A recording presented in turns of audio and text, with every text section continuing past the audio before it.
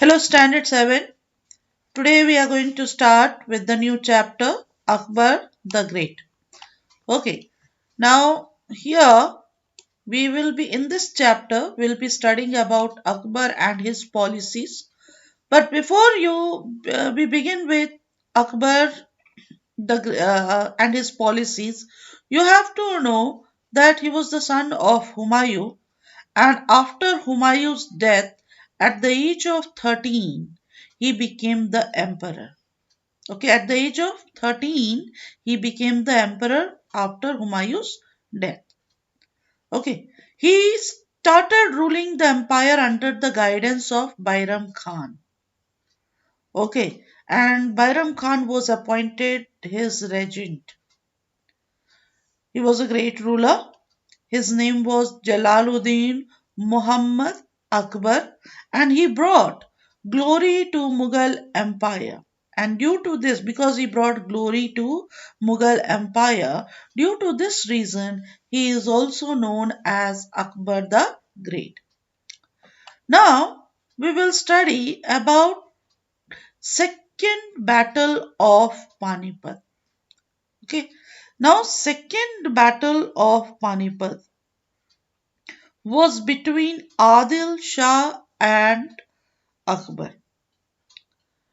Now, Adil Shah was the Afghan emperor who was planning to attack Delhi under the command of his general Hemu. And this battle ensued in 1556 AD, and Hemu was defeated in this battle. Okay, in this battle, Hemu was defeated. So this was the second battle. Once again, I'm repeating. Second battle of Panipat was between Akbar and Adil Shah. Adil Shah was the Afghan emperor who was planning to attack Delhi under the command of his general Hemu. And the battle was fought in 1556 AD, and Hemu was defeated. Okay. So after this battle, the Mughals acquired complete control over the region of Agra, Delhi, Ajmer, Jaunpur, and Gwalior after the second battle of Panipat. Okay, and Bairam Khan took care of the administration of the Mughal Empire. Now, Akbar's stepbrother Adam Khan and his mother were successful in turning Akbar against Bairam Khan. So Bairam Khan was sent to pilgrimage where he was murdered when he was on his way to Makkah. Okay, so this you have to remember. And when Akbar was 18 years old at that time, he took full charge of the Mughal Empire. Okay, but he did not forget the service of Bairam Khan. So he was very kind to Bairam Khan's son Rahim, and Rahim became famous Hindi poet in the court of Akbar. This is about Akbar, Bairam Khan. Okay. Now the next you have conquest of Akbar. Okay, next you have conquest of Akbar.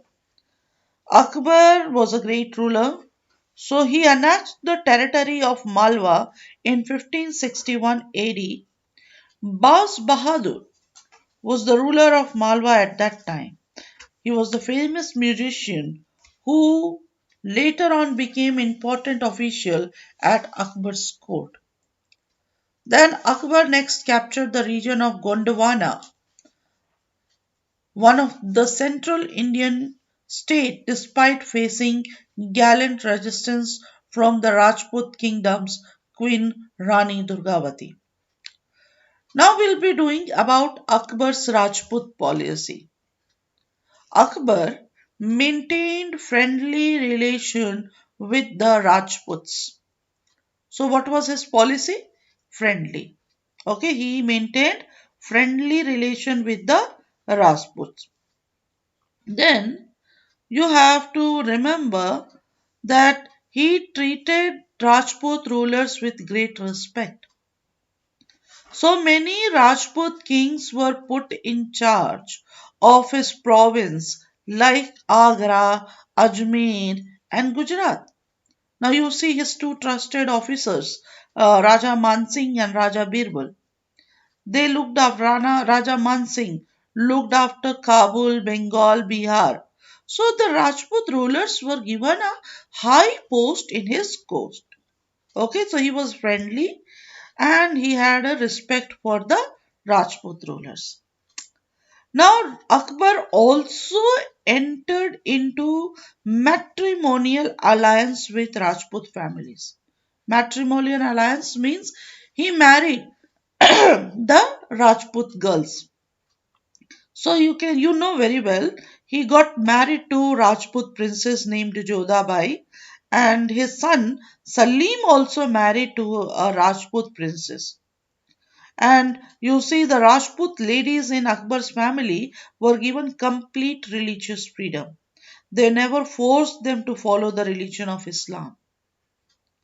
Okay, so here only the ruler, he had a friendly relation with almost all the Rajput rulers, but only the one Rajput ruler who was not friendly was Raja Uday Singh.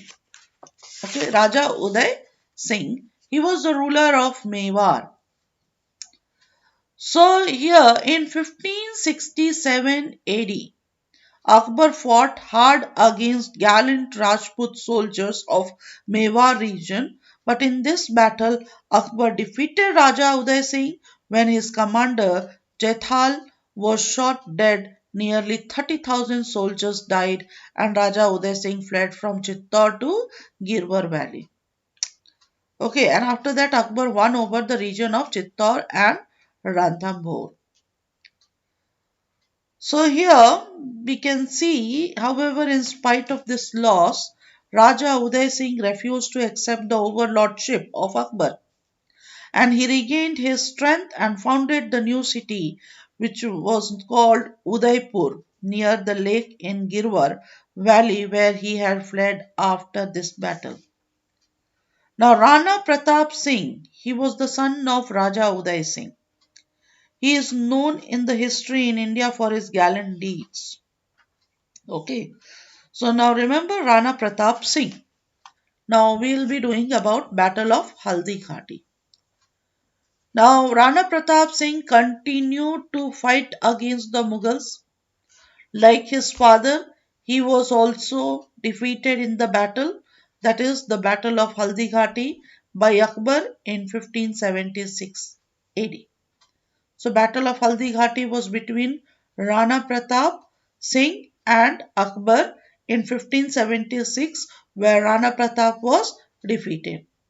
And after this battle, he retreated into mountain fortress and later on achieved success in recapturing the lost territories of Mewar except Chittor.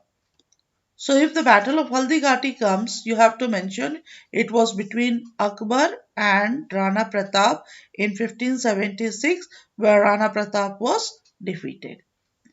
Okay, so in today's class we completed about Akbar, how he became the ruler. We completed the second battle of Panipat. We completed conquest of Akbar, Akbar's Rajput policy and battle of Haldighati. Please learn.